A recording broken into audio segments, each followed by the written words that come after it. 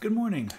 We're wrapping up the chart today. This is I'd stop time, as you can see there clearly, and I haven't done anything to announce this or anything. I didn't even let the folks know that I was about to do this. I just found the opportunity, and I'm going to jump in real quick. So let me see if I can get to my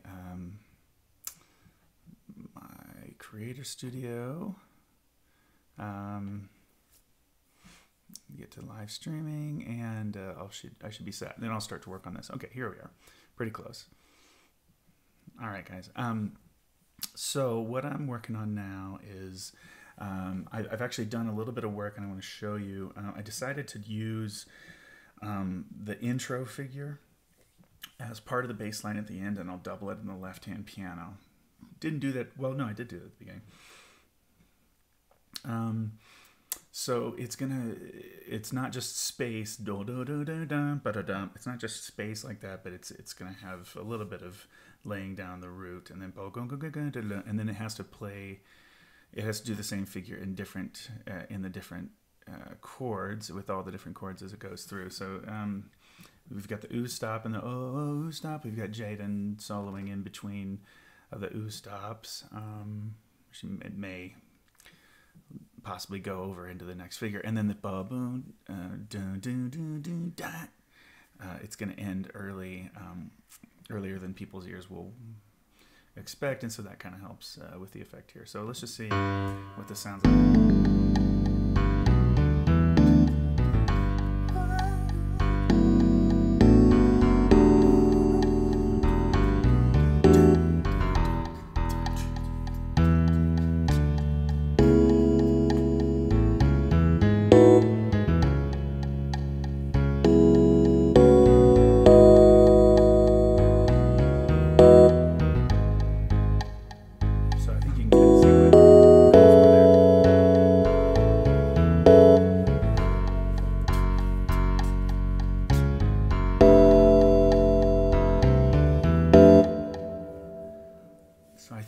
I think that's gonna work better, and it'll be good that we've done something in a cyclical way with the intro figure that you might remember from this ooh stop here.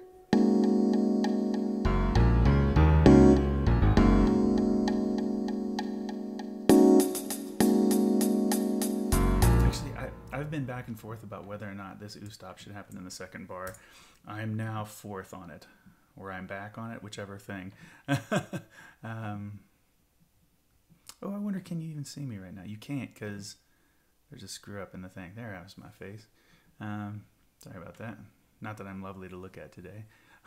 But, yeah, so you can see what I've... let me just double check that this is actually going to make it onto the stream here, since I got a little bit messed up.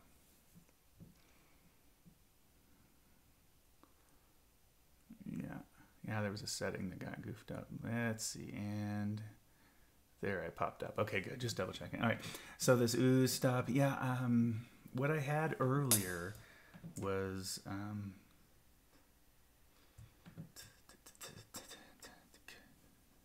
yeah. I had. Let's see. I had the hi-hat.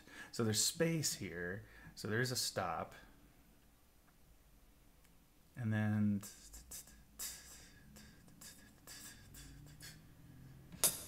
So let me just do a different rhythm here. I think this is closer to what I was doing.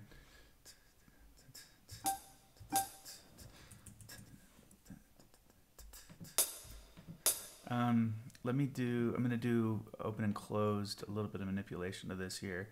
So these will be open. Okay, I'm just coming up with an arbitrary figure to play.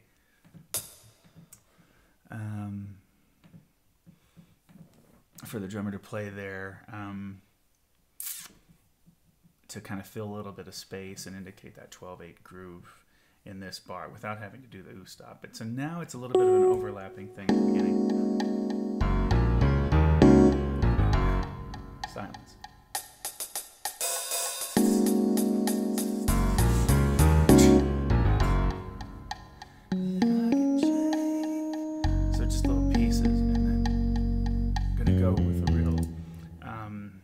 real simple groove here.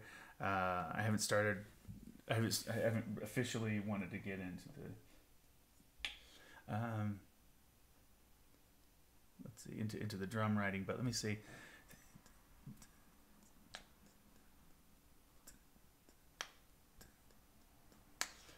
Let me do oops. Oh, I know what I'm doing.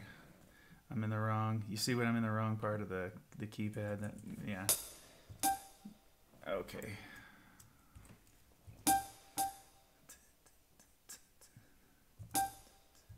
And then let's put one on here.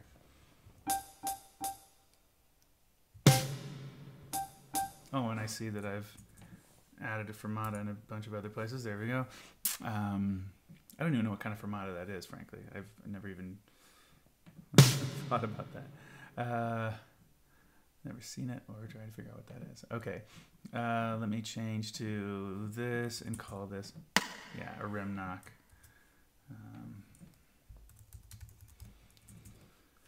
Good old rim knock.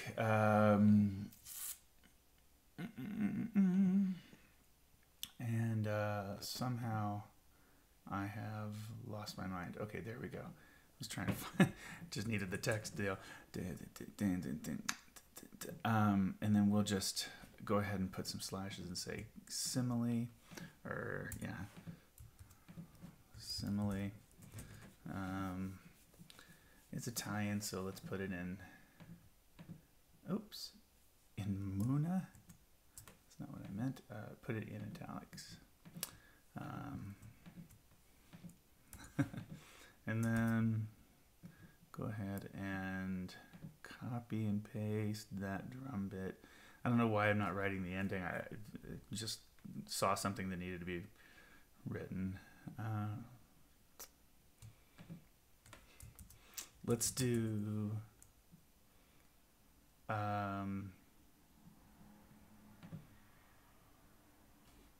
let's get this more of a steady groove here now on this second bit. Click, big bang. Let's just do that.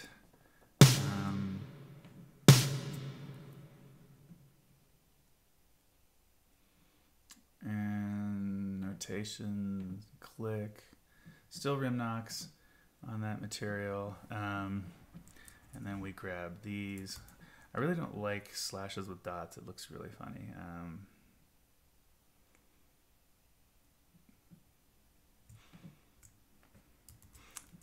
Yeah, okay.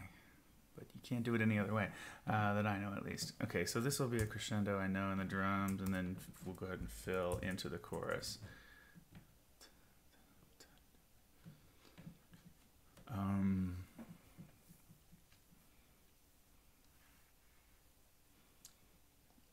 This now, I'll just backbeat to snare, but I kind of want the, I want to still hi-hat, backbeat to snare. That's what I want to tell them. Not quite ready for this yet to, and it's a chorus, but I don't really want this to go to cymbal. It feels maybe like that would be corny. And so let's keep going with this. Okay.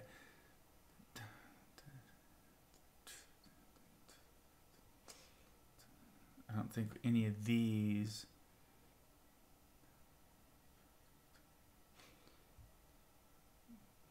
Yeah, actually, I'm not going to give hits to anything that the rest of the rhythm section isn't hitting with them, and I don't need that to happen, but I would like these to look like two rhythmic notation hits. I mean, they should be rhythmic notation.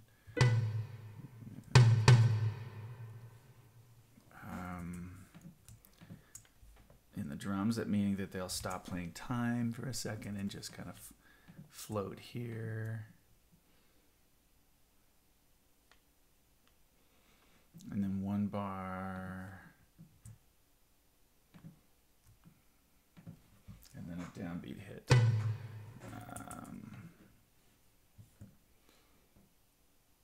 let's see. Let's do 2, 3, like that. So I'll put those guys up like this, closed, and open. I gotta sneeze. Pardon me. All right, so gives them a little bit of a fill there. Put that as rhythmic notation. Let's see. I'll just say time again. However they want to play it. Yeah, do this decrescendo. That probably should go there too. Okay. So really, yeah, I'm being a little undisciplined by not actually finishing the writing on this chart, but I also, for some reason, always want to put off writing the drums anyway, so I don't really mind. I'll probably go to snare here, I think. Or will I keep the rim knocks up? I think, is there enough energy that comes after this that it makes any sense?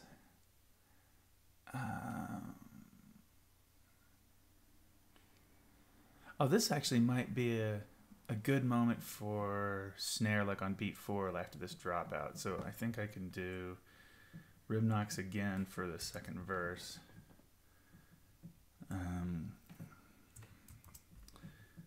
And let's see.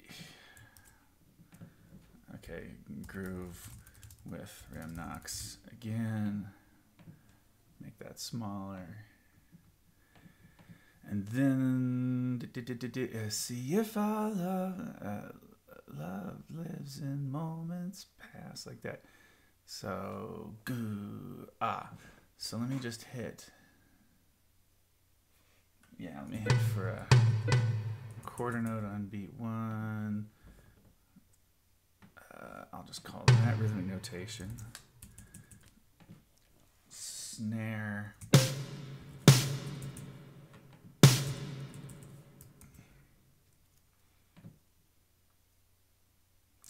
Yeah, snare. I'll make that a part of the transition back into that kind of groove. And then now I'll just say groove with snare, just so that that's clear. Maybe I'll just put S in. Looks a little bit precious. I think. Gotta zoom in.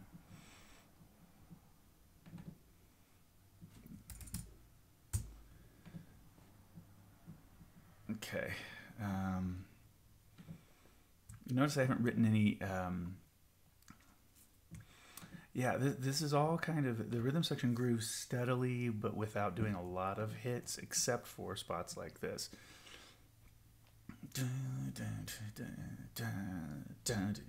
So in this case, the way I want to write it, I think, is this. Take away the chords. Don't worry about the crazy low notes. Steal the rhythms from here, and then I go, if you haven't seen me do this yet, I've got a hotkey set up for make pitches constant. You can set up any hotkey you want for a thing like this, but then transpose notes in voice 1 to pitch G in the 5th octave. Normal note head, move rests together, please fill the selection with voice 2, yes, on the B line, this is like it's in treble clef, even though it's a drum staff. That octave is right. It's going to be dotted quarter, and the style of note head is just beat without stem. And so when I say yes to that, it produces pretty much the right thing. I've also set up something so that I can highlight just the voice 1 and quickly go in and turn that into Q notation there as well. And this 8th note's floating a little funny, so I just pull it down. But yeah, that figure is, I mean, that's writable like that. Although, what did I do? I see. I didn't realize I did something dumb here. Back up a couple steps because that didn't work out. I must have chosen the wrong thing. Dotted quaver. Yeah, sorry. I read that wrong. Dotted quarter up here. The cratchit. As they call it in jolly old England. Okay. And then, yeah, make my move back here again. Okay. Now, this chorus might be good to... I guess we can go to ride and snare here, maybe. So I'll just make that note, just imagining a texture change groove with ride and snare. Again, reducing the size of it to 5. And I don't think I've done anything here that doesn't want, yeah, rhythmic notation here, it works the same. In fact, I can grab it from 4, and just, can I? Maybe, does that exist? Here it is. And just, I'm only sure about those 3 bars, so I'll quickly just throw those in place. Oh yeah. Stop. Yeah. And then the stop comes in. That's a cappella, this whole section. Stop. Let's see. I hope this is strong enough.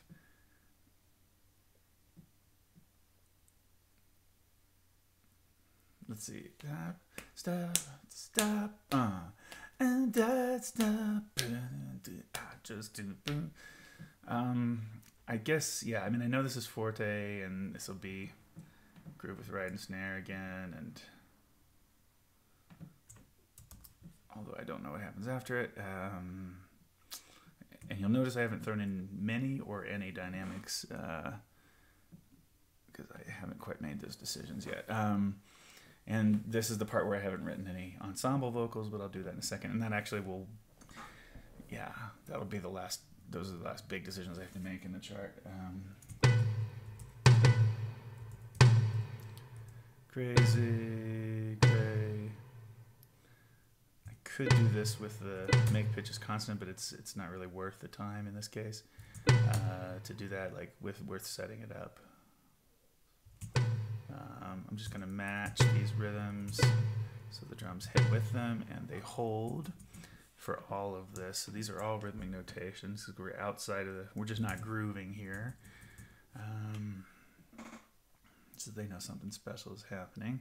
And then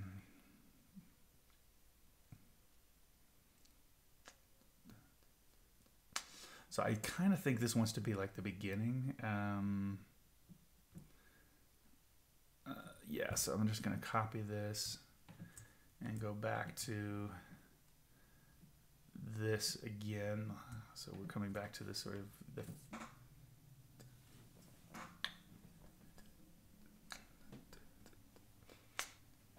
yeah. So I think this will make sense. And then this goes all the way to the end. And I think this is going to be fine. Actually, I can put one here and then call this an 8th note, call that rhythmic notation, and then they will hit right on B4 and they'll stop. Okay, so the last thing now is to decide, like, so this is a big break here. Stop, 1, and I'd stop. And it's meant to be the soloist on all the way out. In fact, I think I'll even, as I'm writing this bit, I'm gonna do a focus on staves. I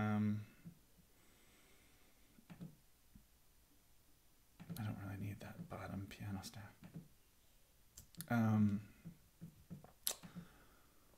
But let me do, where is this focus on staves? There it is. Okay, zoom in a little bit. Now let's think about what these singers could do. So the vocals that I have here, I don't necessarily mean the just one moment of your, I think, this just to remind me what the words are here, frankly. In fact, In fact, I'm going to throw it up here temporarily and give myself some clean space to write with. Maybe I could write Crazy Crazy Love, because this is probably what it's going to be, and it's not super high for the gals, but it should be strong.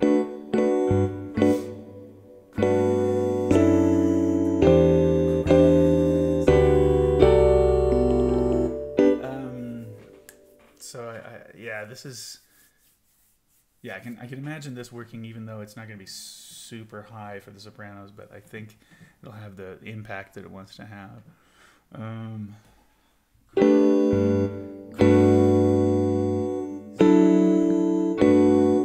So 4 parts should do for this section.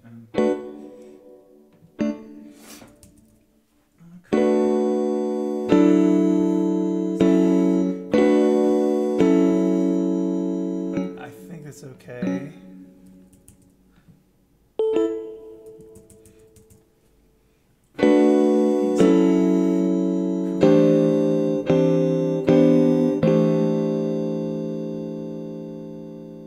No.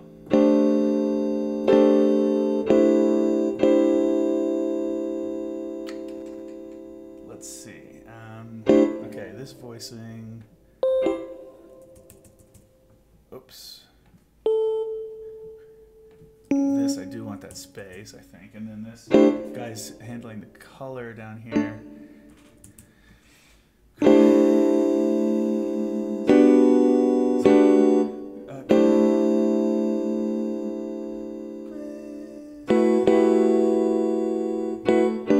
So I need to have the love chord, and that half step in there needs to be enough of a surprise coming out of this, but there's not a big harmonic change, so it has to be a voicing change, I think.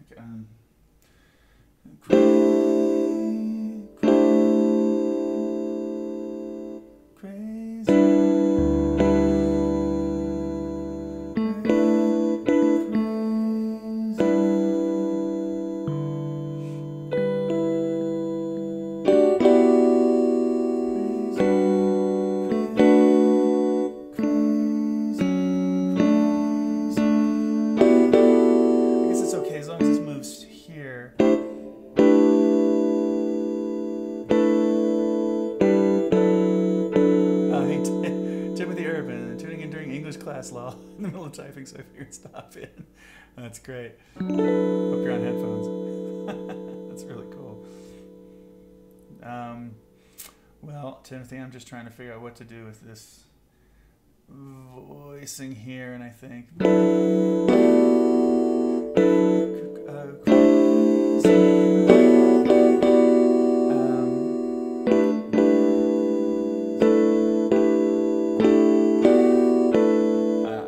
for everybody to be moving, so that's why I keep kind of playing musical chairs a little bit, because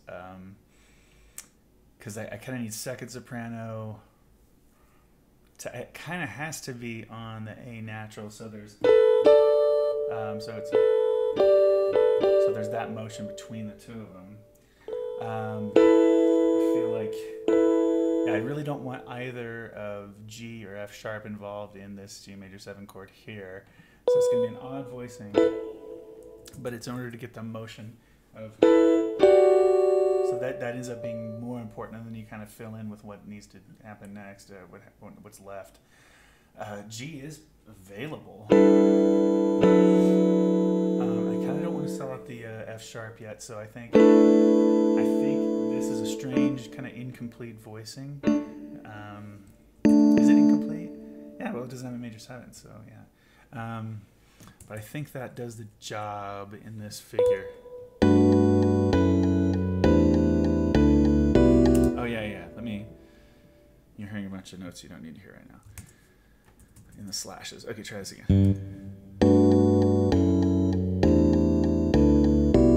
Yeah, I think that handles it.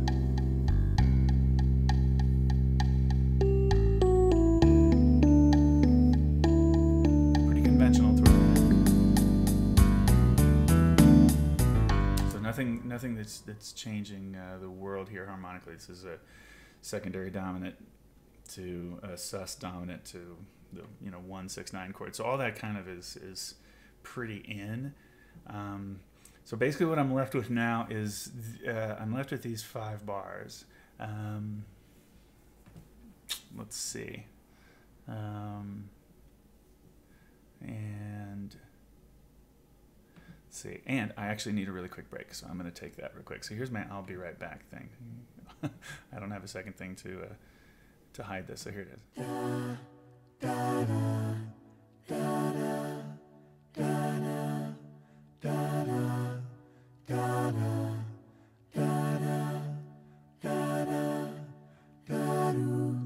Well, you almost had me fooled.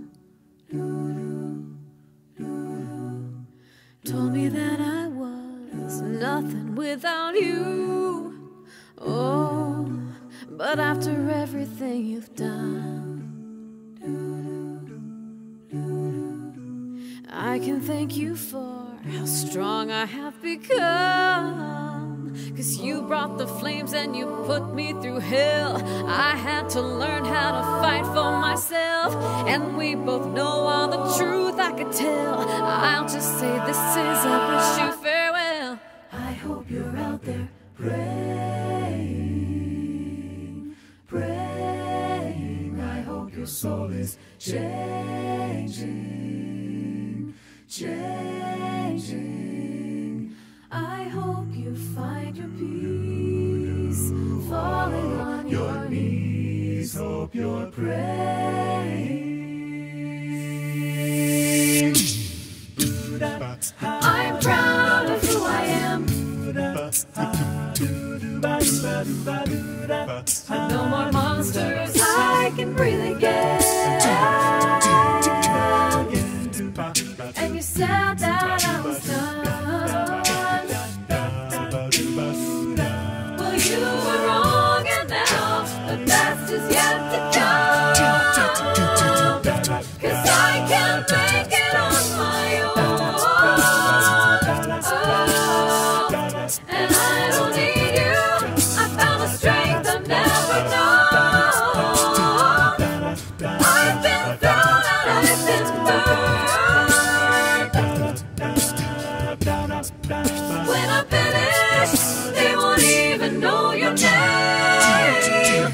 You brought the flames and you put me through hell. I had to learn how to fight for myself, and we both knew all the truth I could tell. I'll just say this is I wish you farewell. I hope you're out there praying, praying. I hope your soul is changing, changing. I hope you find your peace, falling on your knees. Praying. Oh, sometimes I pray for you at night. Sometimes and someday, someday maybe you'll still alive. Whoa. Some say in life you're gonna get what you give, but some things only God can forgive. I hope you're out there praying, praying. I hope your soul is changing, changing. I hope you find your peace, falling on your knees, praying.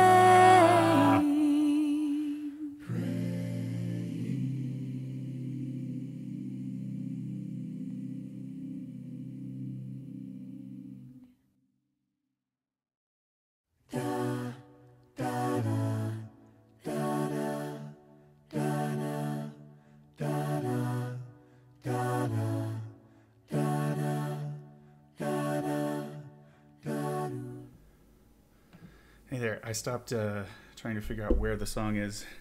I was doing the thing before of trying to figure out where's praying right now?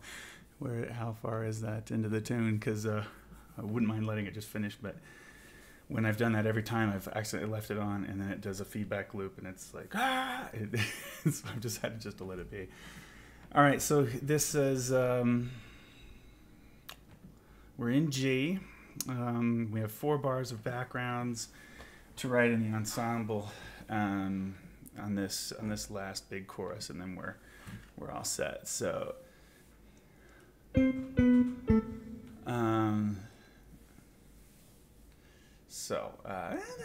stop time.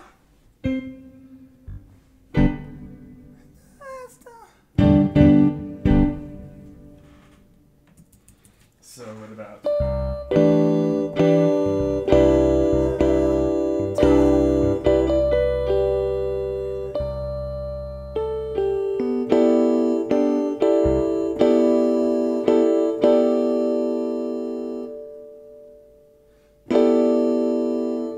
I like this voicing for the beginning of it.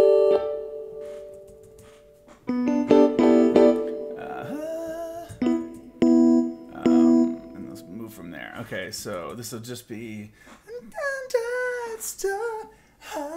just a big ha, I think, coming out into this section here.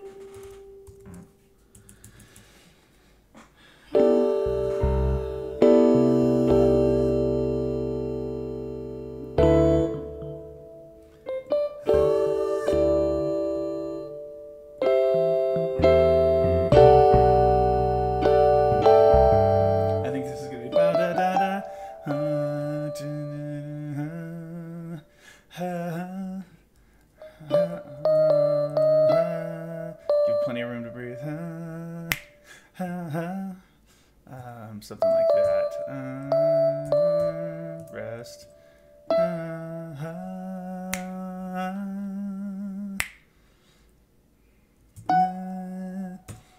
This is the part where we don't care if it's kind of competing with the soloist, because we want Jaden to have to push through the group anyway on this section.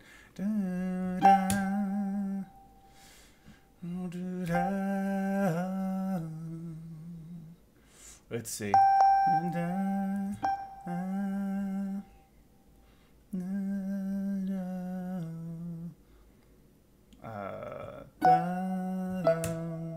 Just trying to figure out what the shape of the lead line of these backgrounds should be, and then easy to find the voicings to go underneath it.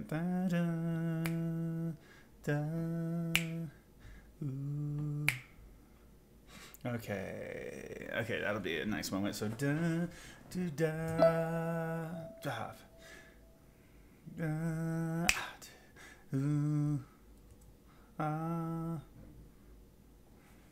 how do we get to from the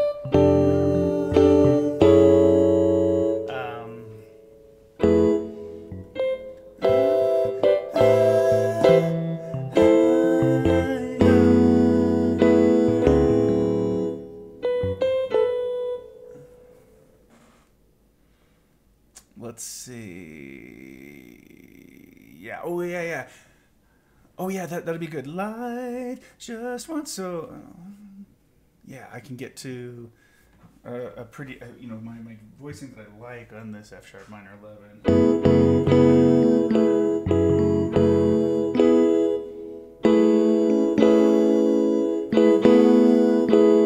So the C sharp in this, the 5th.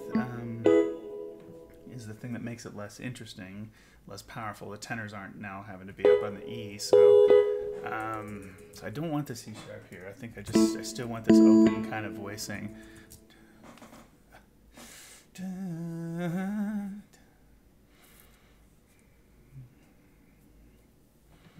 I think, and then yeah, just one moment of your, and I can finish this out.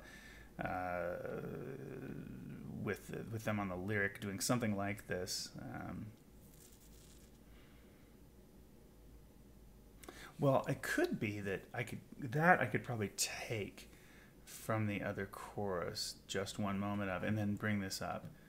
Yeah, because this is the same. Light is.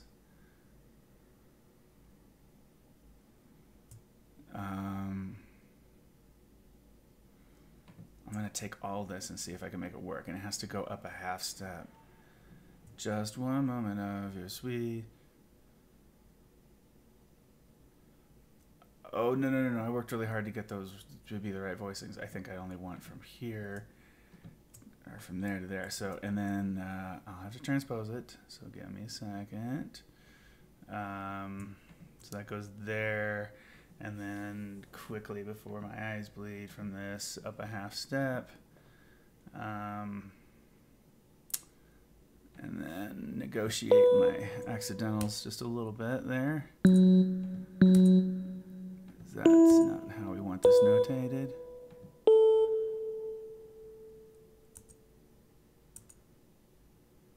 That's okay. That's okay harmonically, I think. Okay, good. So what's left really was, I just want to get rid of this and call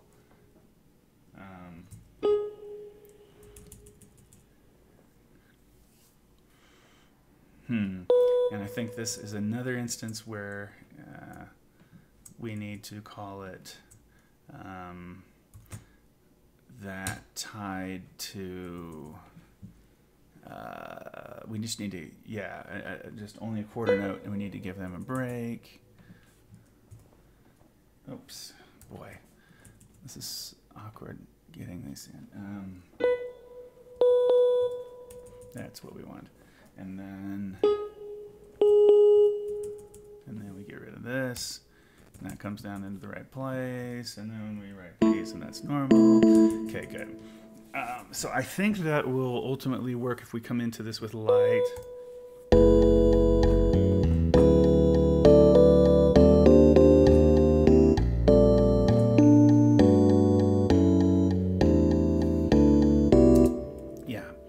So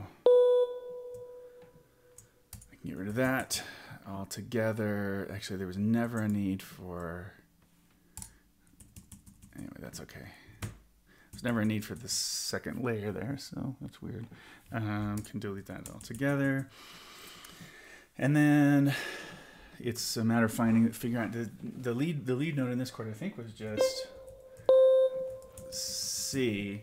And let me work backward on these voicings so that they kind of make sense going into one another. Because I was coming from, and I need F major 7.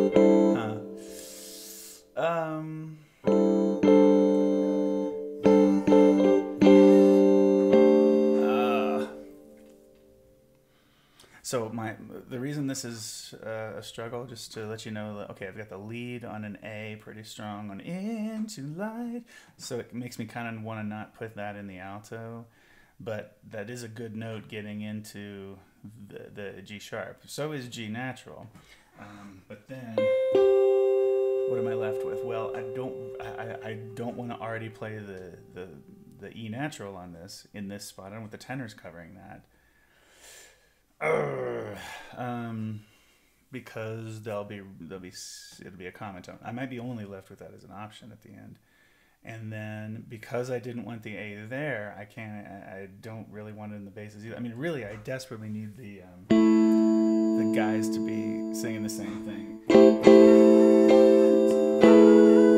but it's just, I feel like that's kind of weak. But it is in order to get that special voicing that now has been a character in this tune 2 other times, and probably will be somewhat memorable. So, what other compromises I gotta make?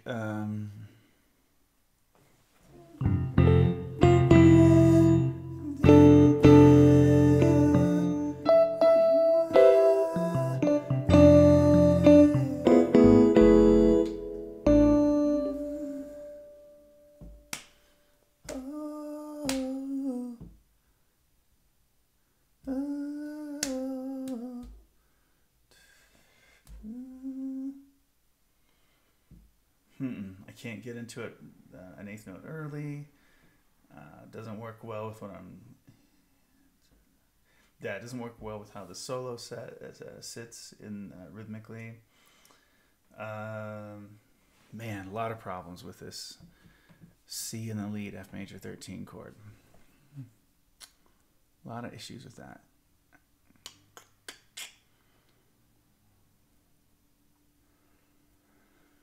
What would solve it?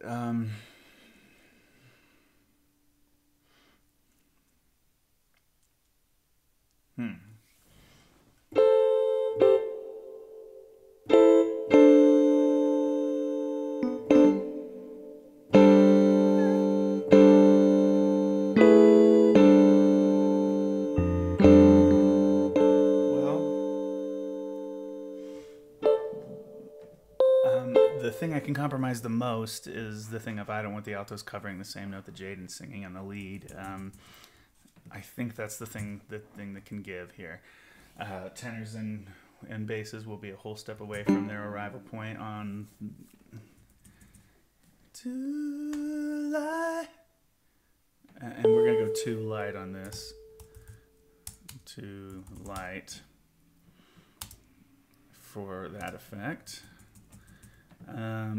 Too light, just, and then they coming back with the lyric there. So what in other words, what we're doing here, this is an incomplete voicing because it doesn't have the major seventh. It has this 6th or 13th in there on its own, which really gives the impression of a 6/9 voicing. We also have the 5th. We have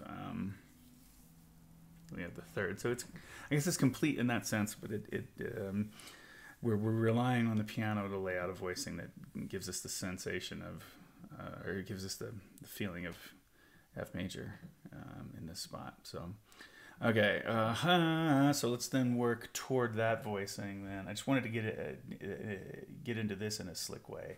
Well, not slick, just something where there's some motion. So now we have this voicing we worked out for.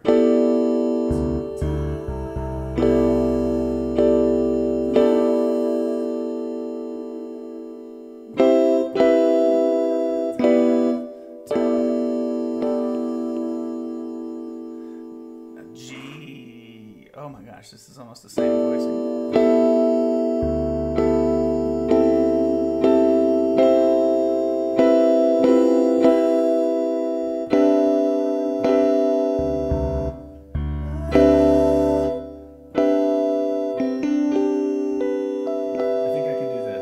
I think I can do this with this. So there's a root in there, but I'm using it again, so there's a little bit of motion. The thing we hold on to, the common tone, is the sus. So that's appropriate, right? You want to suspend that. That's the name of the game. It's the concept there.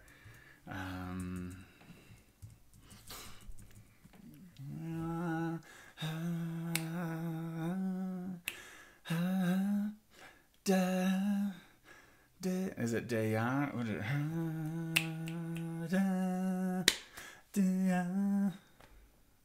Sure.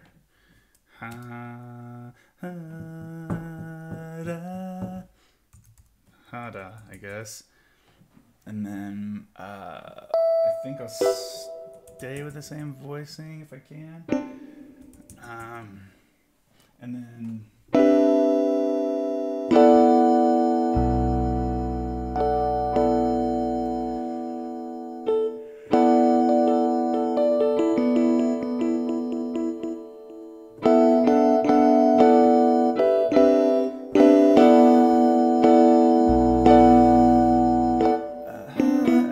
okay here.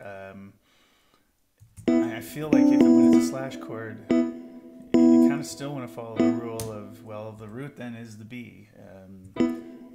That's at least the bass note is going to be perceived that way, and so having the actual sung basses who are more like baritones singing that note, it's not your ideal situation. Neither really is having the D natural and the tenors on this D13. I mean, you don't want a lot of the roots of the chords in your voicings, at least in this genre. So I think, but I think this is how we get there, though. This is kind of just about the shape and the direction of each person's line, so that they all have some intensity. And really, all that means is just for the guys. mine, will there be a move for the altos? And then the lead, of course, moves because we made that deliberate. But so what do we think here? Probably pretty straight ahead. Thing is, I'm looking at the rest of this voicing is chordal for. I mean, it's the rest of C major 13. So really, I could do that. Yeah, but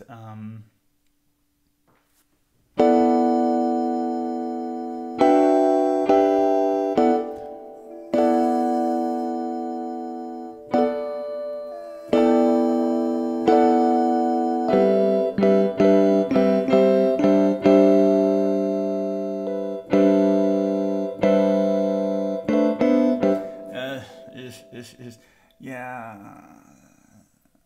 I think we're gonna settle this and let these voicings not move in this particular section because we're at a kind of a stable place in the climax of this song.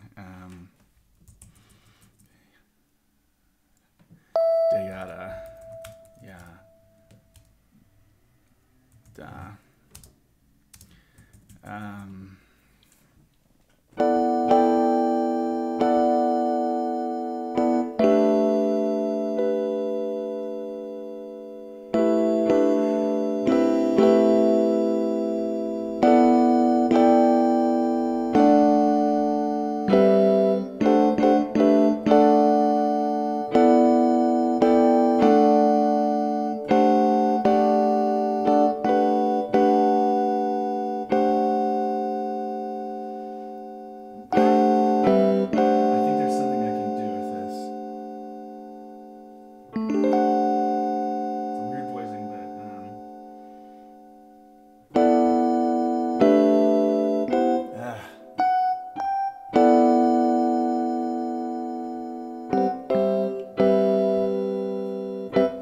Where would I like to be by this voicing?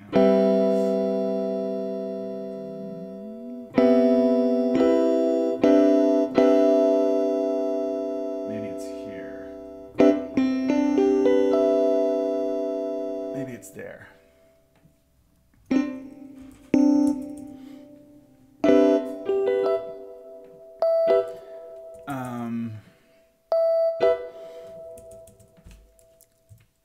And then, so I might, from there, I think I can do, yeah, it's allowing the cluster to happen in the guys so that lets this voice leading work well, I think.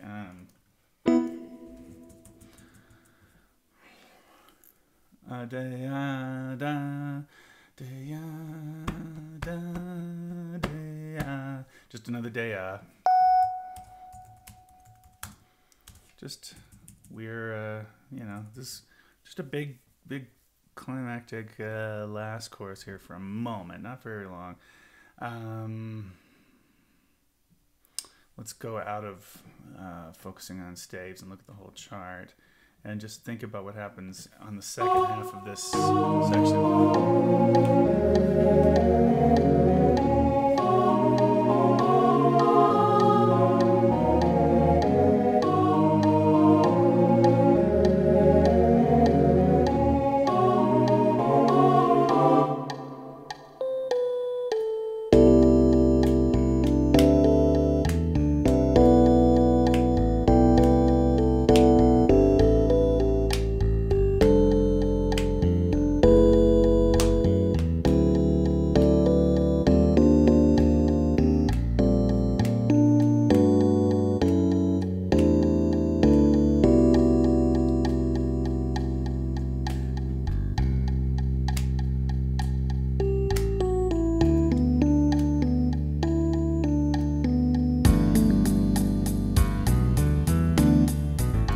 Thinking about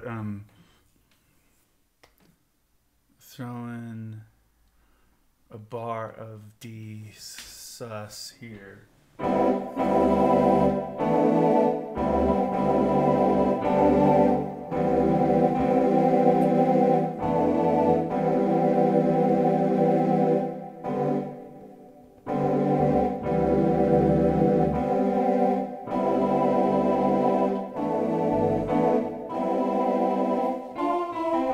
just the world's most basic D7 sus voicing.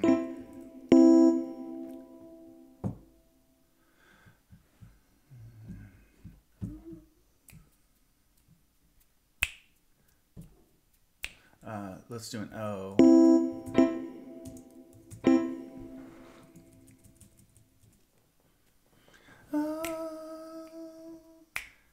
Ooh, and then ooh stop.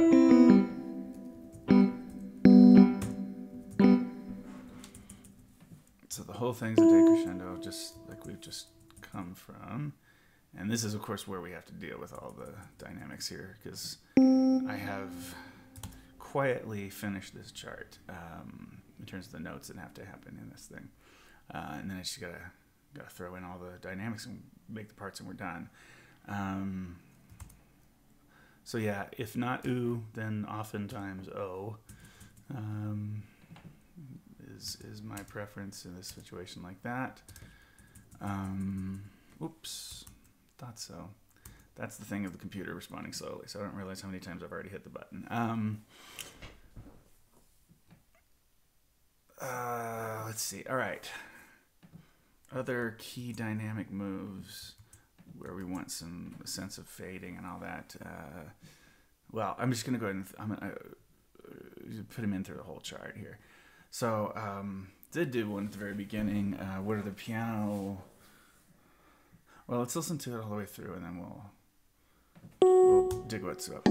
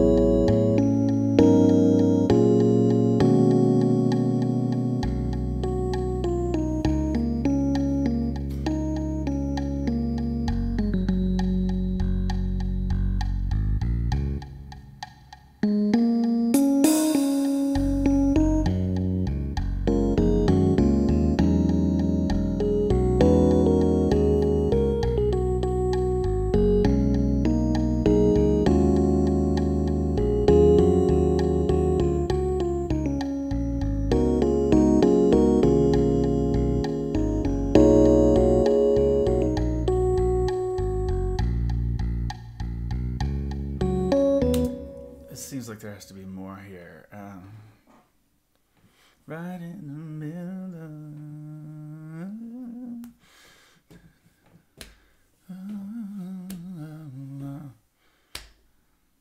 so if yeah, so something blah blah blah going on here. And couples do, couples do.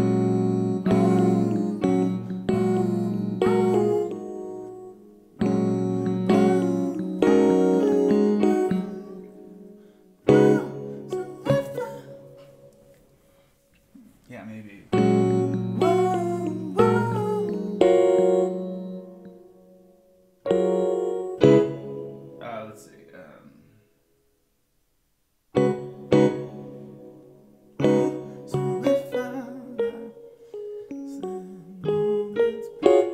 let's see. Whoa, whoa.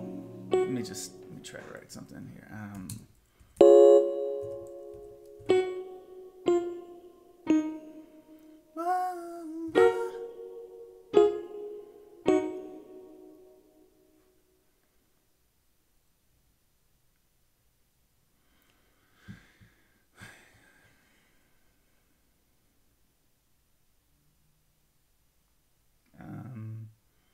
What could this be?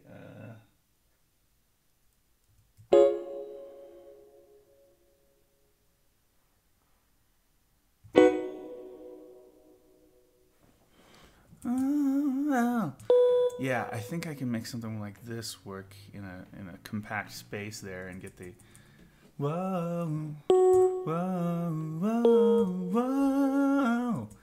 Just that idea. Whoa, whoa, whoa. Something like that. And then what do the guys do underneath that? The couples do.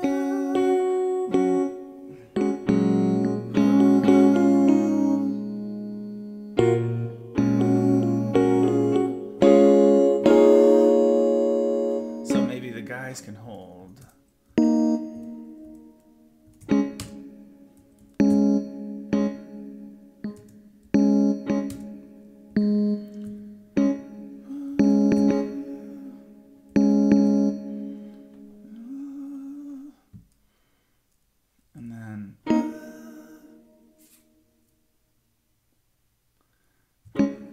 Does that work?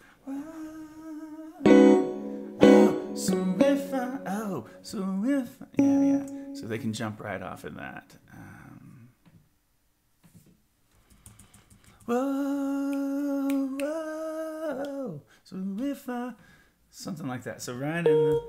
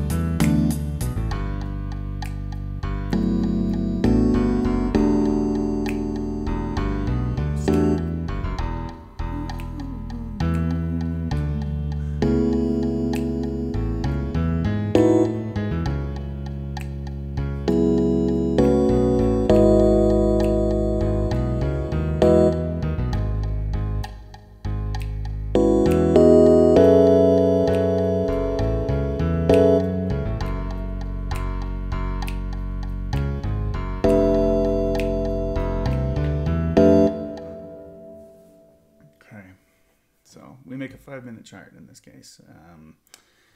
And it's in need of dynamics, and that's it. We wrap up.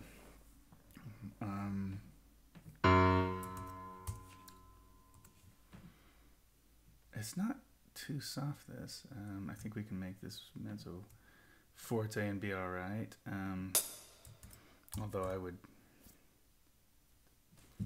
call this piano and let this grow.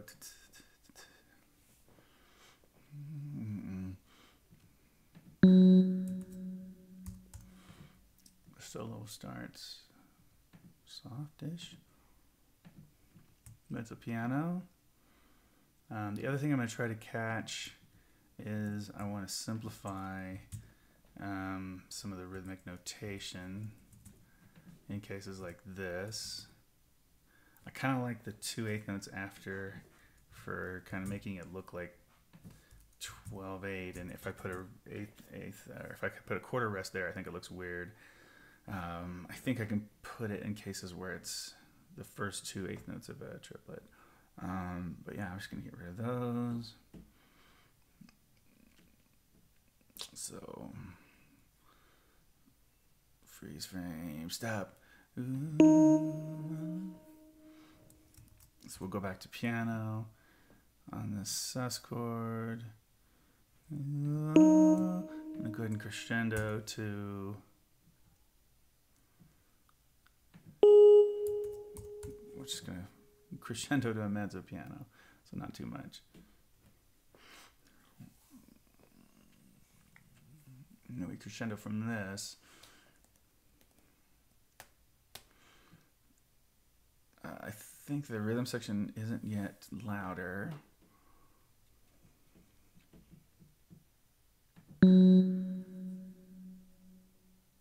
Although I'm going to tell the soloist, hey Jaden, sing mezzo forte here. Sing a little bit louder. Run my fingers through your hair. This needs a dedicated dynamic level. Actually, so does this. I'm gonna go ahead and call this crescendoing to forte on this crescendo, and then back to mezzo piano on this figure. Whoa,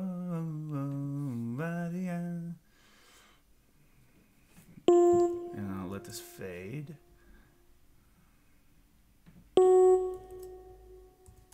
Another mezzo piano. We moved on past, and it goes away. It was over meant to last. This is really a 2-bar crescendo, I feel, with a drum fill at the end of it. I'll go ahead and put that. And then this is mezzo forte.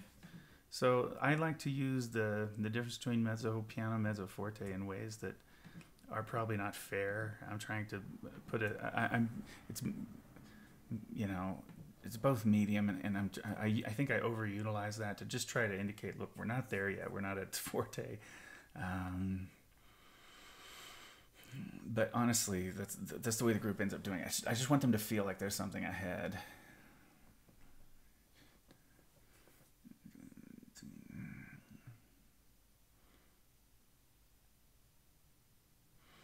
I'll let all this just stay. I don't want to over dynamic this thing. And then love. And I think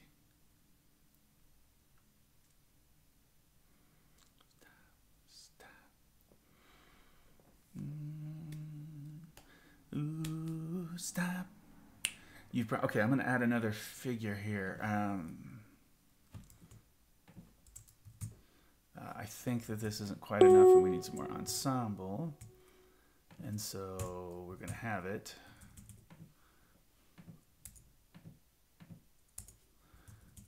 Love 2, 3, and then.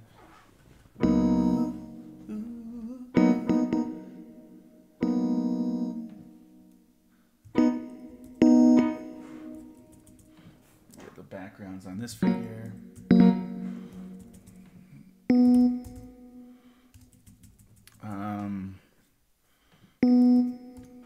piano,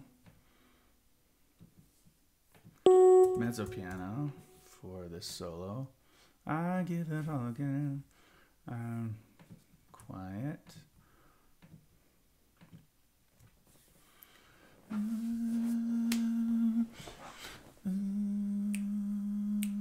Stop.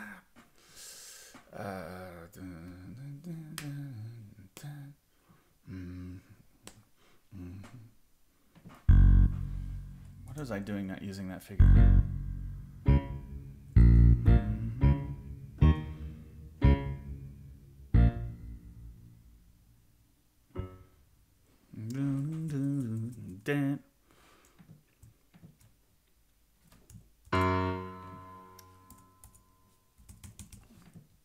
Let's go ahead and let the left-hand piano grab this as well.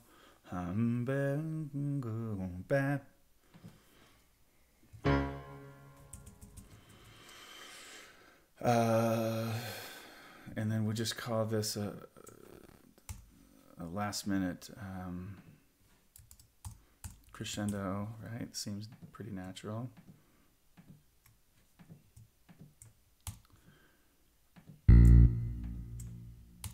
Crescendo that. This is mezzo piano again in a verse coming up.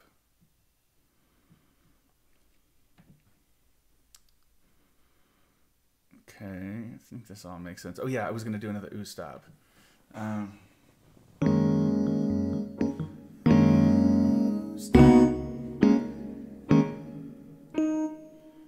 What was my ooh?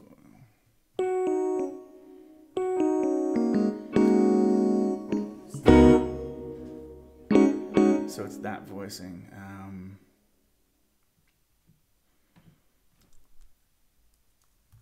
So starting on, in this case, the only time we're going to do this in the whole chart is here. And it's going to be...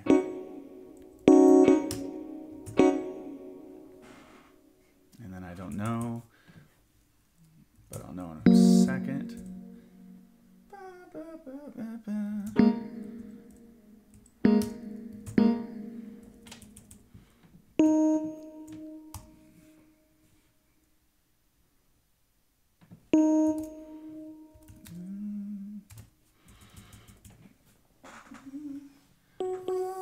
Stop.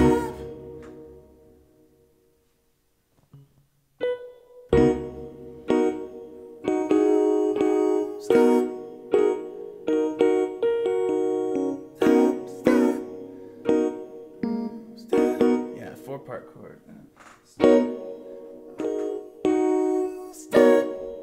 Now let's keep them in 3 parts and go ahead and take advantage of being able to have that high lead note there. So totally tertian here, and then stop.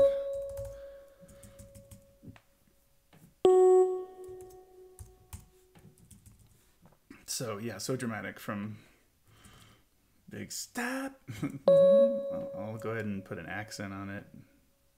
Doesn't really make sense, but people will interpret that as lean into it a little bit.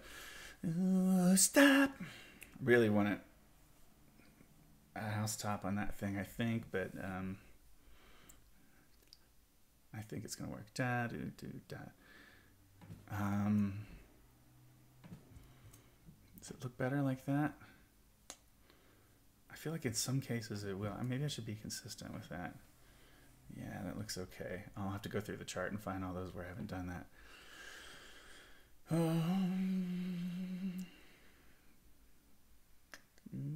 Stop. Good. And then you promise. Oh, it is.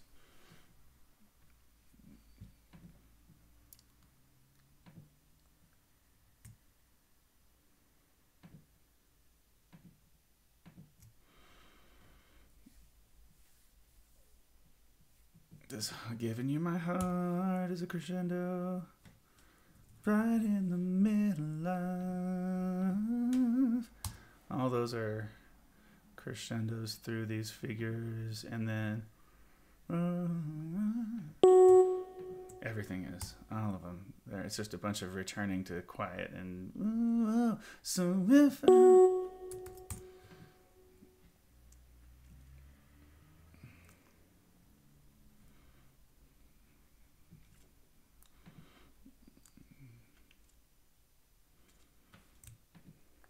going to call this a 2-bar crescendo to a forte downbeat.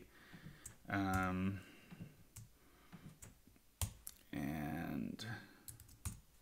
maybe we're just there now. I love this moments. Yeah. Moments past. Good. Gone.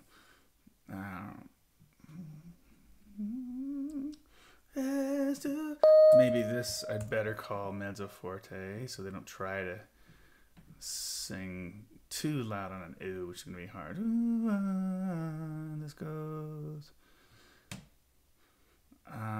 These 2 beats I've been feeling awkward about, but I think let me see real quick.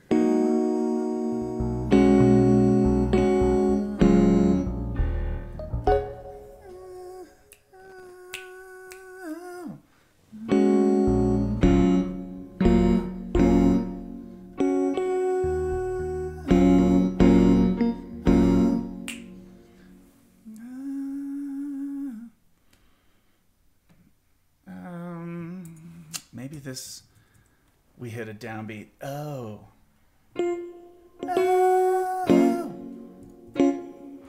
Maybe that's what happens here. And then we fall off of it. Yeah, I felt like that was missing a little bit there. Oh.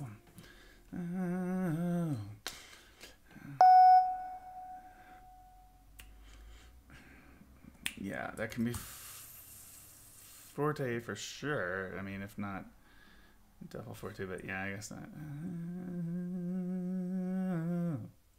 Well, I guess this might be a crescendo for like the second half of it or something. It needs to move, I think, so we're still loud here. And make this moments last for eternity. This is just strong here, but I've already indicated that it's loud. It's not double forte, so I think I'll leave the dynamic blank. Let people just figure that out. And then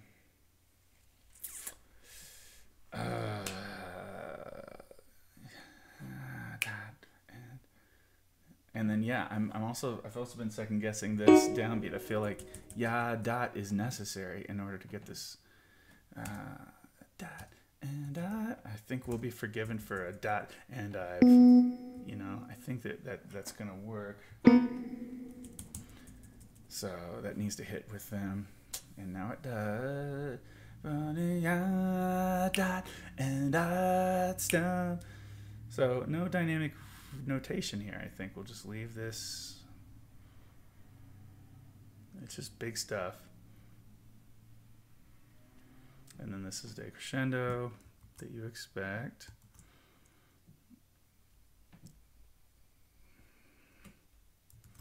And we'll just call this like mezzo piano. It's not that soft, but it's not crazy soft or anything. I love.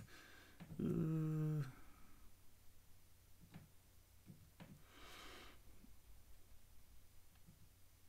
I call this mezzo forte for the soloist. Yeah, so it's just been big through the whole section, and then this is what? This is like, this is just piano. This whole bit here.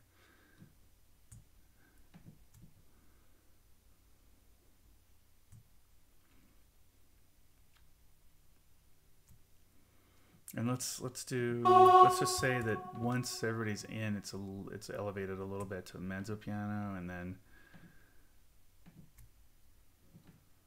Yeah.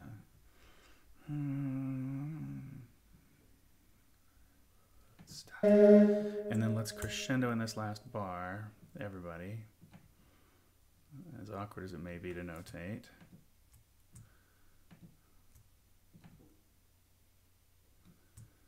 Truly awkward. Let's actually try to get this to forte, even though it's not real high in pitch to build into. I have to really work on the layout on this ultimately. This is really rough. And then this is forte. Actually, if we're ever going to use double, this is the moment.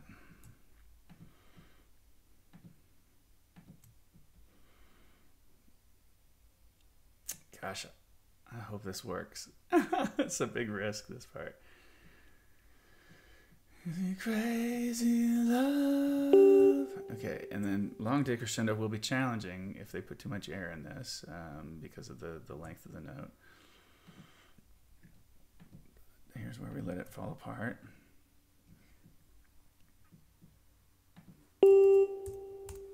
Mezzo forte, I give it all again.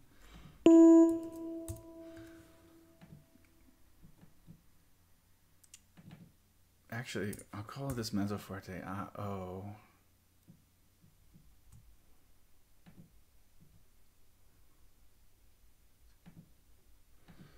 Maybe that helps. I think that might help there. And then here I just write the normal. I think the normal. Did I start with mezzo piano? No, I went piano. So I'll do the same. I'll do the same to start this. Stop. Oops. Do I really have to micromanage all this?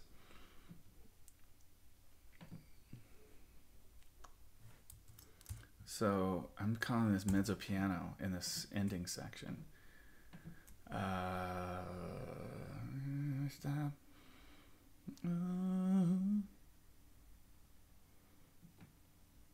This is all going to crescendo to mezzo forte. I'm just going to keep doing the same thing. And I think,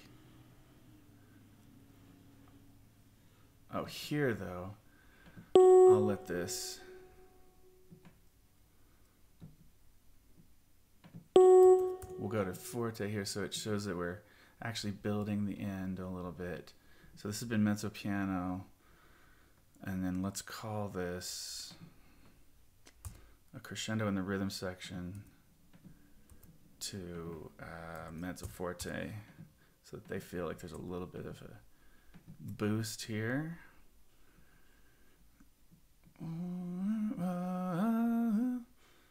Same deal. I'm just going to pull this back.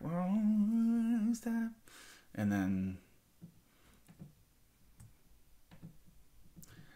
And, you know, it's going to be up to Christine and future directors how they really want to handle the nuance of this ooh stop, and we'll see what happens for us in the studio.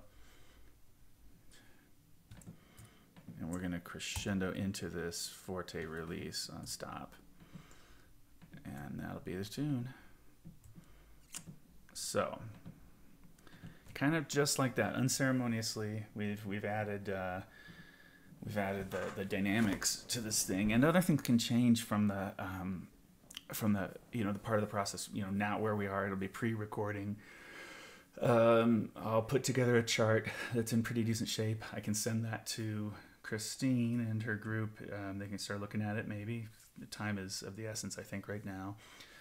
Over the weekend, work on getting this recorded so that they can start next week. That's the kind of system that we would do, I think, on this. So that's pretty much it. So what I'll do now is I'll demonstrate for you, if you want to see in Sibelius, how I would deal with having these extra 4 staves of vocals in addition to my main vocals here on a grand staff. And so what I really have to do, let's just see what I've got right now. Well, I've got way too many parts. What I really want is SSATB vocals. That's pretty much it.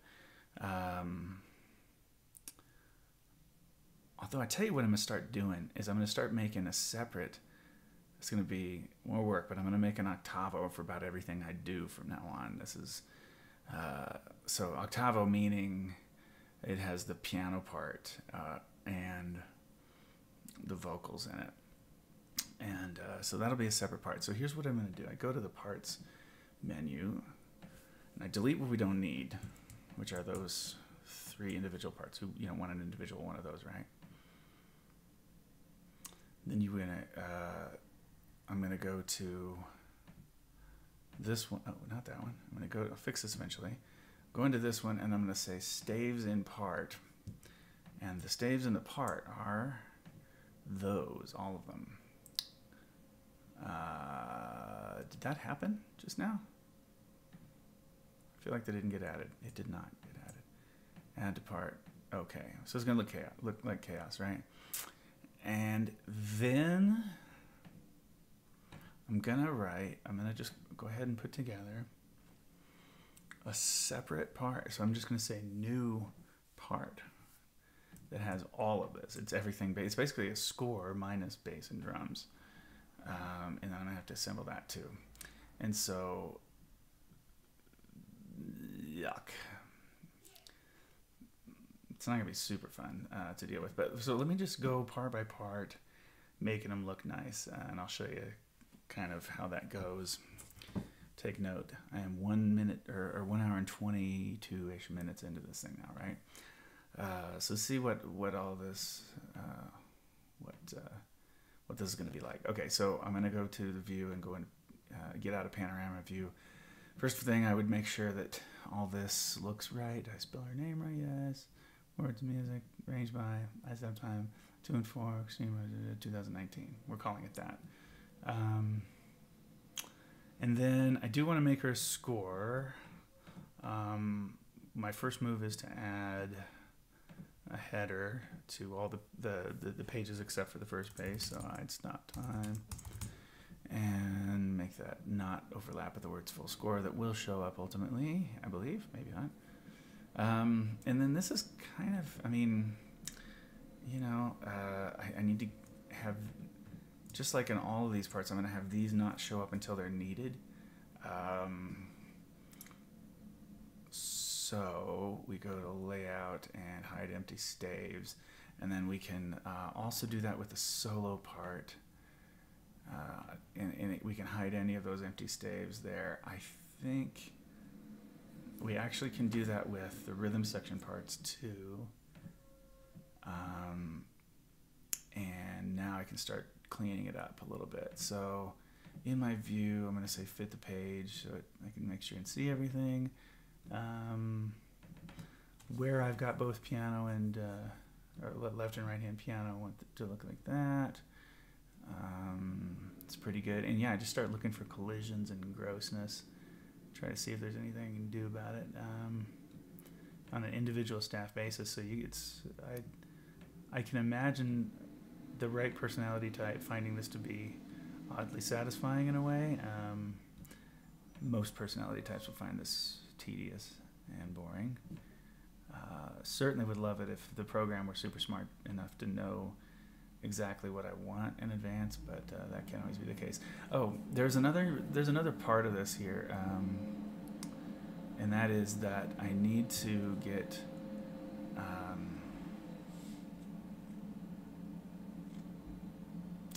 yeah, I'm gonna go ahead and put changes on the top staff everywhere. So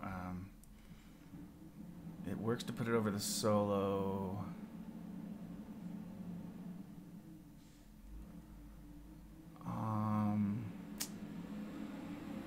Pretty well through. Yeah, I can go over the solo until when? This whole section, it kind of works. Yeah, solo's gonna still have to live there. Here's a spot where the solo goes away. Okay, so I'm just gonna copy and paste above the solo line. I'll have some issues to deal with, but that's part of making this look right. That ultimately will, well, we'll see. So no changes throughout this whole section. I'm just going to leave them out. And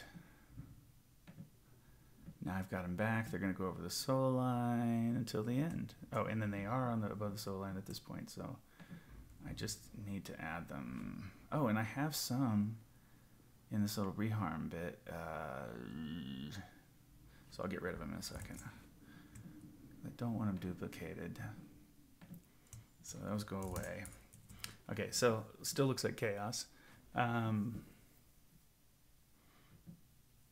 but I'm going to try to clean it up here. So this little move, Sibelius not so good about this, knowing, kind of what I want at least in terms of how the rehearsal letter interacts with the rest of the line. I think we're okay on this part of the score. So the score is the least important part for a vocal jazz chart. Very, it's just not part of our culture to use scores. We don't often do it, but I certainly want to have them available, since it doesn't take me too much more time for the life of a chart, to have a score available. It can be useful to some folks. So I don't mind having it. It's just PDFs. If people don't want to print it, they don't have to print it. That'll look a little bit better there. See, so I have to grab a note on beat 1 and move it over so I can get this rehearsal letter and the chord symbol out of one another's way a little bit. It's look better if I give some more space. I think you're okay there. All right, so that's kind of it. I just have to look vertically and sometimes horizontally to make sure that there's enough white space on the page. Sometimes there's too much, don't need that much white space there. And this is a deal where I could kind of scoot this guy and he could be happier there. Moments passed, have to move it over for letter E. See how that works and make these. I feel like that got crunched.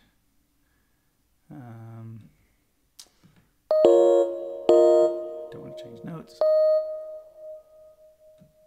So that's good. Let me put this on top. My MF duet. Make some space. A little less space. Less space here again. And yeah, it's all about compromise in terms of how you use the space on the page. Okay, and this one reharm spot I'd already thrown the changes in, and that actually gives me some room back here. Let's see. So you can see what I'm doing. Just trying to go through and clean up. And I do like how Sibelius gives you collision notification with, putting things in red as they do here. Undo. It's going to be hard to put that back to the right place. Better zoom in. This one just trying to accomplish too much communication in a short space.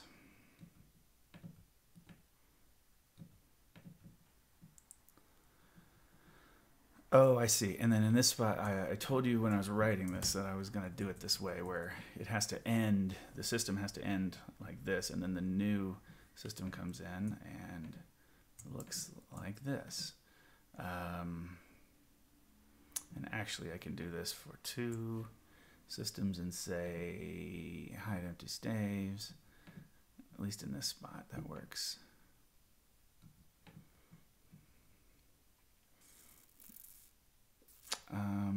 I wouldn't be mad if I didn't have to include the solo line here. So I'm going to do this,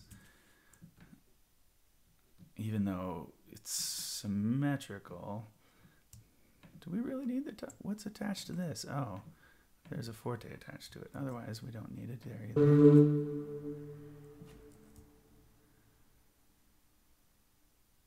This is tough. It's taking me a while to do this. There we go. This allows me now to get rid of this staff, I believe. Yeah, and then I can make some space where it's needed. Move this back over. Okay. Yeah, and see, like this isn't great. I don't love this, but I just make it a little less tight there. Make some space there. Look for where it seems congested, like that. I kind of move this double forte earlier.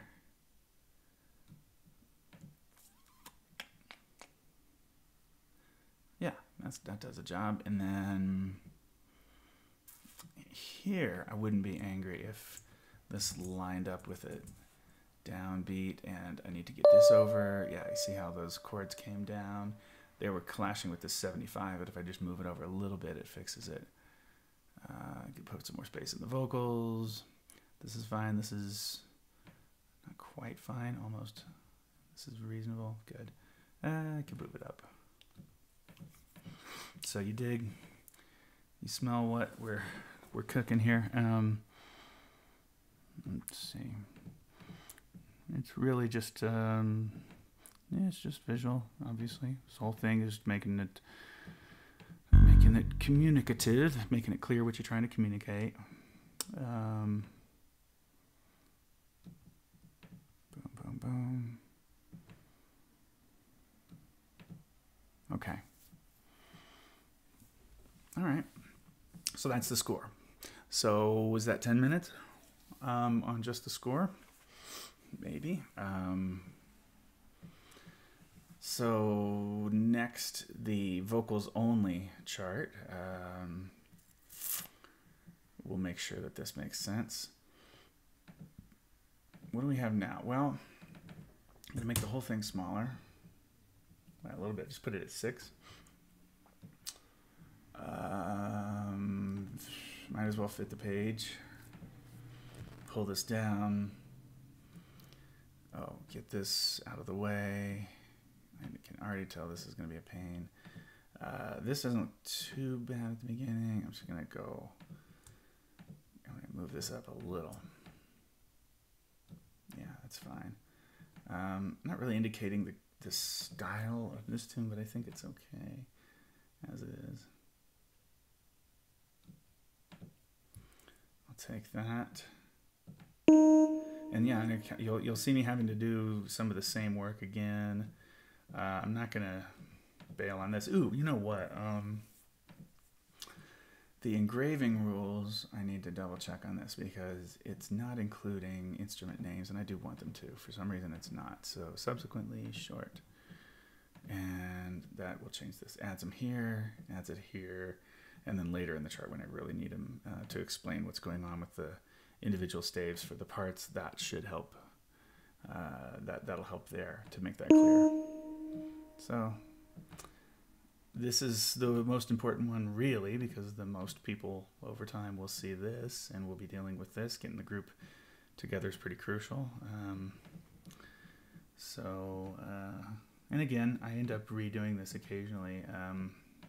Some of the layout stuff that I notice I didn't get before the recording phase of the project, I can get after, when I kind of make any changes we discovered during recording, which is, it's near certainty. We find something in every chart, things that at this stage I'm not noticing, but then when we get down into a different mindset, the recording mindset, we'll start to notice little details that would make things work better, or boy, this is just not singable. It's not. It's too long. We need a breath there, or that kind of thing. Those look pretty clean. Let's see. Don't love that. It's decent. Little space. That's fine. Good.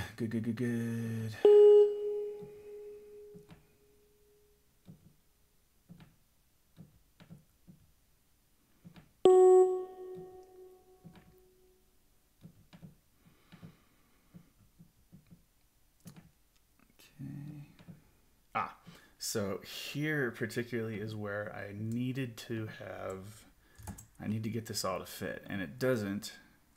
So I need to figure out what do I have to do to get this to line up. It might be this, that's a little ugly, but I think I can keep pulling things back. It doesn't make me happy not to have, to have things not really symmetrical by 4 bars and all that. Not stoked about it, but I keep pulling 1 bar back until it works. This might be the one. Yeah. Oh, I know I did have, this could have maybe fit. Oh, no, that was never going to fit. Weird. Okay, no, I guess that was it. So it's this spot was the place to move this, so it's not too crunched left and right, but so that I can get this going. And just the sopranos. Stop all that.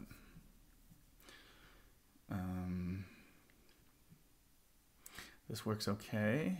So the girl's repeated figure gets all established on page 6, and then how is this?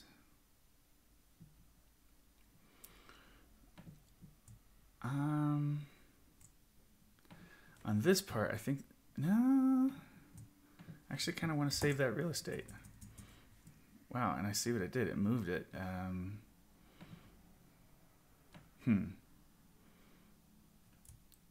Don't love it. There is a way to manually, there we go. I think I just want to put it there and let it be. And I'll clean that. Get this out of the way of the header, which, as you can see, just getting it clear of the header has caused a system to move to the next page every time. And so I've created more pages just because of the header. But also it would have been pretty, cluttered. And a 9-page chart for a 5-minute tune is completely appropriate. Fine. I have done some crazy long charts before that weren't 5 minutes long, just in the way they were notated and the way they would fit on the page. They went too long. Okay, so I think we're okay for now with the SSATB. Let me do the other, before I do the individual parts, let me go through the pain of dealing with basically almost a score, but this new vocals with piano chart that I'm currently planning on starting to offer everybody. Vocals with piano. So what do I need to do differently on this? Well, I probably am going to want to go with like 5.5, because mostly what this, I can imagine that the real usefulness of this is going to be, it's really for the accompanist. It's really for the pianist or maybe the director who wants a little bit more information about what's happening in the band. So 5.5, I'll tell you what, I'll go 5.0 on this, and the vocals can be even smaller. I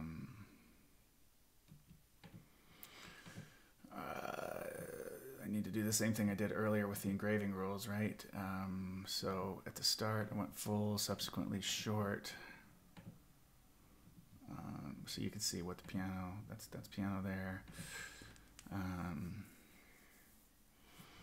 And as fascinating as I'm sure this is, it probably isn't. Okay, but I will tell you this other thing. Notice how, it's not really necessary for the rehearsal letters to show up twice everywhere, and they kind of just add to the clutter. So that is in something called System Object Positions on the appearance page. I was already on it. So System Object Positions right now will tell you that in this particular part, it's got this. It's going to be above the solo line, above the piano line. Although I get rid of that, and I just save some space. So there we go. Looking okay. So like I say, if I'm the director, I would print one vocals and piano chart if I have my accompanist in there all the time, working with the group, say, or an all-state situation where you're trying to learn music real quickly. But I don't know that you don't necessarily have to have the singers looking at a vocals with piano chart. And, of course, that is the case with octavos. They all look like that, except for a cappella charts. But even those have reductions written in. So, I think that you can save some page turns, get a little bit more information on each page, which there is a premium on that, I think, in this business. Weird. Interesting. Let me see if I've missed anything like in the genre of what I was just looking at, which is, the solo line.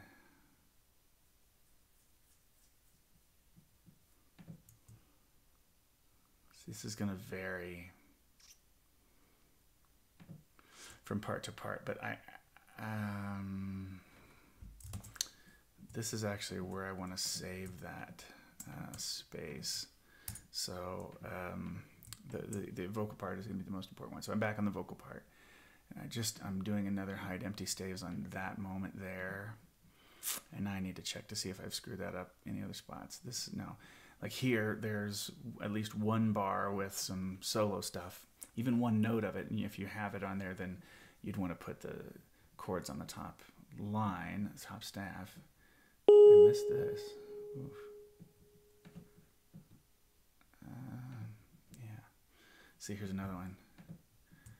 Just the same. So it's going to make it not look super logical on other parts, but I like it here. Now, so I think on the vocals with piano, I'm going to sacrifice that. So if it looks weird, like if it jumps down here, I'll deal with it, and here I'll deal with it. It's because on the other part, it's anyway. This makes sense to me, and I don't really have a better way of handling that.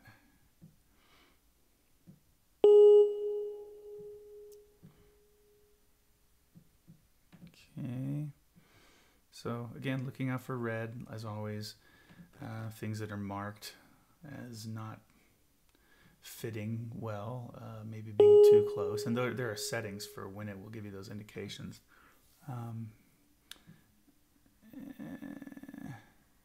So in this case, we're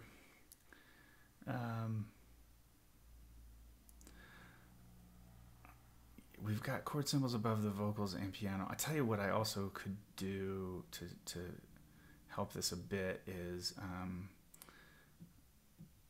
I think I will reduce the size of the vocals chord symbols, and that will do me some good. So I gotta move this over. Pretty good.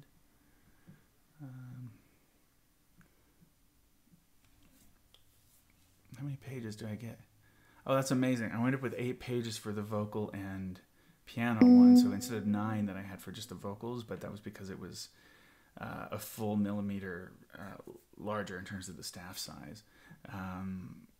And so I'm going to leave that because I think it makes for a slightly clearer chart. However, this being an 8-page chart does make it practical as well, for the director could hand this out. So here's what I'm gonna do. I'm gonna select all of these and the whole chart. I'm gonna select all the chords, and just make it 9. I think 8. Yeah, 8 is good. So that's pretty small. And yeah, I think that'll help the appearance. Let me go back into this chart and see how that looks. Oh, it didn't take. Interesting. So I'll do it here too.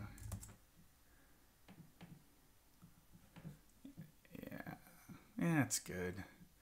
That's as much information as you need. I need to be doing it like this on these parts because it's too much real estate. So vocals with piano, it's small. Now piano, the score. Did it take? Hey, look at that! I'm missing this one.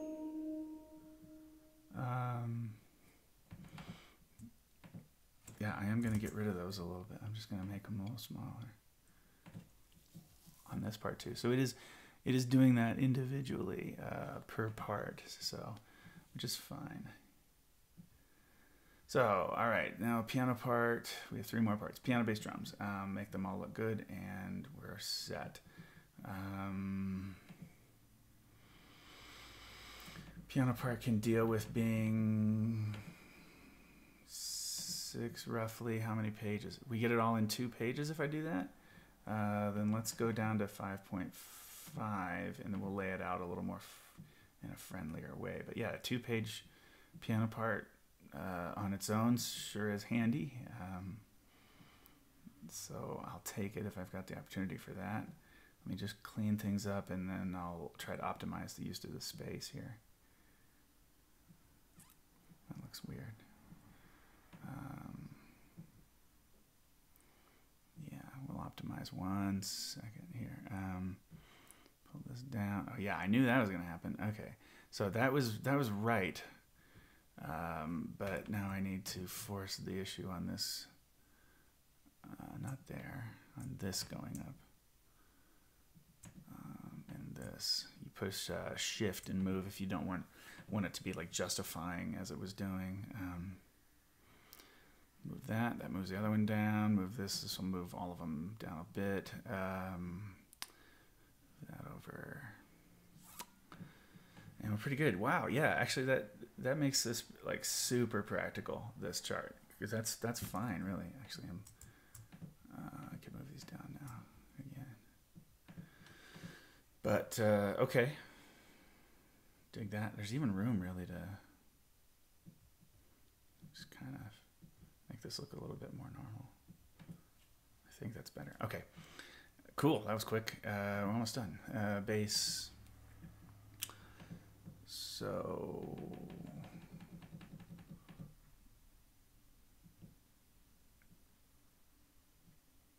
that this is fully notated does cause a little bit of an issue. Let me get this down. How big was piano? Was 5.5. Yeah, this works.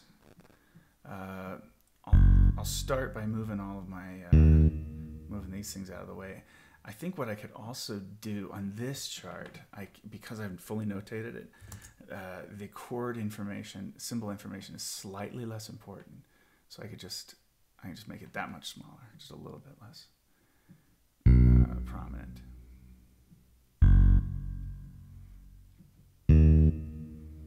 So not done with this move here, but get that out of the way.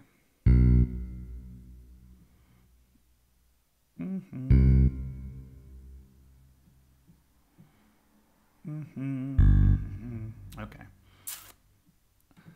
Now, this looks like trash, so let's try to get them organized by 4 bars. These all are. It's just a little big, 4 bars, and then there's extra.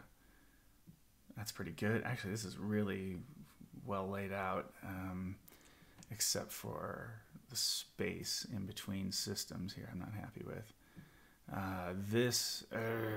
Yeah, I can't really. Actually, this really is. I'm gonna do this because it's.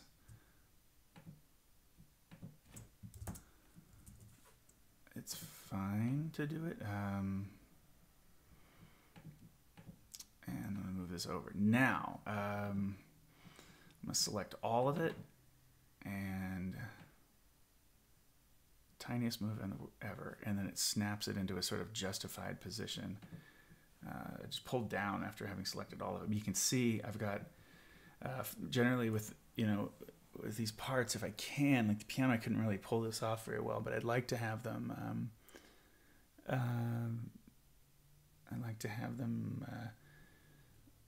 Sorry, just got distracted again. I'd like to have them symmetrical, 4 bars, 4 bars, if the music is doing that. Let me move this guy again. Get it out of the way a little bit, just a bit. Okay. Yeah, and I think we got a functional bass part now. And then drums. Always looks crazy right at the beginning. Drums, how are we gonna do? Can we do it like that? Yeah, I'm gonna try this at 6. So a little bit bigger staff size for them. I know I want to get this out of the grill of the word drum set up there and put it around here. So definitely going for 4 bars as much as possible in these, and we don't have chord symbols to deal with, so that kind of helps us. Like this 4 bar thing can work as long as the rest of this all fits, and I'm gonna see if this messes me up too much. I doubt it. I think we'll be okay. I'm gonna try to keep going 4 bars. 4 bars, 4 bars, 4 bars. Boom, boom, boom. That's good. Let's actually see if we can tack that on. I can, and this is the rest of it.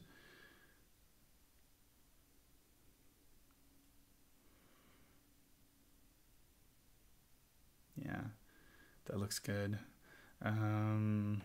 Just need to get this symmetrical at the end, and it is now.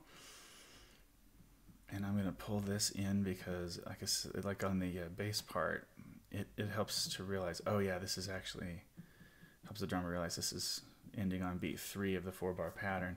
And once again, I select all by like quadruple clicking. I don't actually even know, and I slightly pull down, just very slightly, and it's like, oh, you want me to move? Okay, I'll move this, and then it's done. And yeah, I like that spacing. It looks pretty good. So that is the end of this stage of the process. As long as I haven't made big mistakes, I should be okay now to export this file, export PDF, score in all parts as one file. And I'm gonna call this pre-recording version, as I always do. Throw that into my raw PDF files Dropbox, export it, and it knocks that out real quick. And then I will, for my own convenience in this part of the process, I will go in and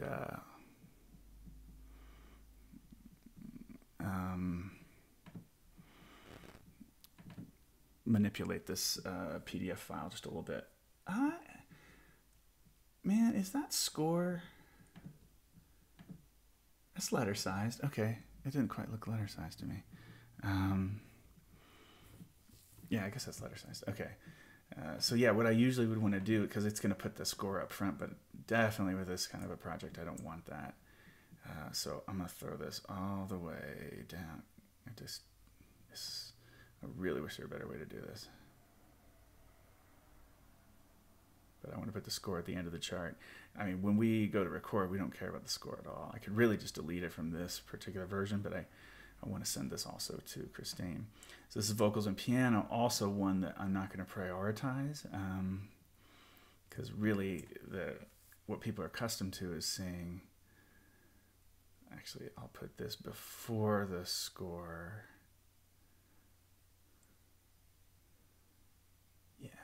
Put this before the score in the order. And so now when the person opens this up, starts with the vocal part right up front. And this is the main thing that they're, of course, going to be doing, using in their educational process. 9 pages. Piano part's 2 pages. Bass part is 2 pages. Drums, 2 pages. Vocals and piano is 8 pages. And then the score is actually just 6 pages of the score because it's pretty small. But it allows you to see the whole thing in one shot. So that's what we have.